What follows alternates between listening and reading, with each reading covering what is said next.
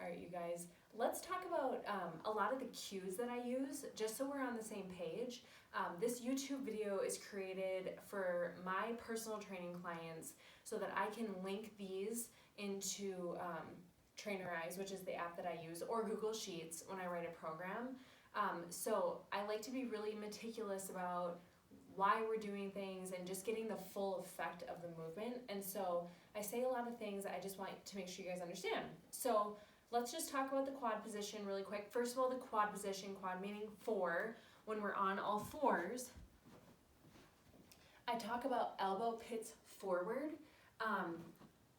What that looks like is when you're in this position and see my elbow pits, when they're back or just I'm loose, I don't have the tension in my lats that I want to have. So when I flare those forward, and if you're trying this at home, you will feel that tension in your lats, which is going to help stabilize that muscle. We'll talk about lats and glutes in just a second, but that's what I mean when I say elbow pits forward. Now, sometimes I've seen people just simply move their fingers out.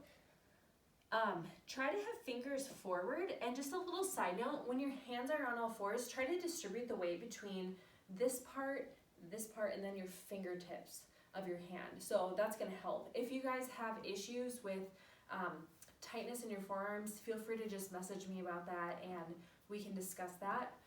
But so elbow pits forward. Along with that, we talk about kind of that scat push-up or that protraction.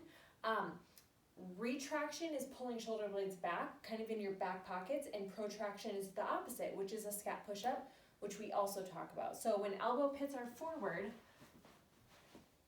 I'm going to also protract or just push through the floor. Along with that, we are always going to pull abs in.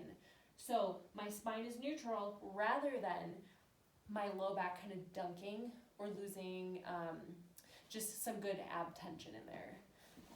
Second thing I want to talk about is just how I like to connect the lats and the glutes and get you guys using both of them and activating them during lifts, warm-ups, because your lats attach to your shoulder and then they come down the side of your body and attach into some connective tissue around your low back. Your glutes also attach in that same connective tissue, and so they're stabilizers. They're both core muscles that your shoulders and your hips are attached through that big muscle, those two big muscles. And so that's why I try to get you guys just thinking about both of them. So without going into too much detail, that's what we're always trying to connect. Next, let's talk about staying stacked. So when I have you guys lifting in the gym, or if you're doing this at home, I want to remind you about what it looks like to stay stacked. So when you're standing up, remember, when we're doing a bicep curl even, I don't want you cattywampus with your feet. Your feet should be lined up with your hip bones. So first or second toe in line with the hip bones and facing forward. From there, my knees are going to be over my second or third toe. So I'm not knocking in. If you're knocking in, pull them out. Well, what does that do to your butt? It tightens up your butt, or it activates your butt, which is actually going to make your knees safer. The next thing that we're going to talk about is if you have a circle around your hips and around your rib cage, they should stay stacked. So some of you stand like this. This isn't stacked, so we just need to take our abs and maybe squeeze our butt a little bit to get it stacked like that. That is a neutral spine. Or some of you stand like this.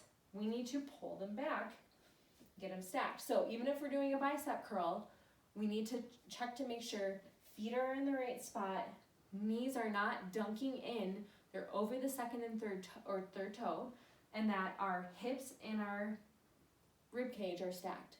Next, let's talk about our ears staying over the shoulders.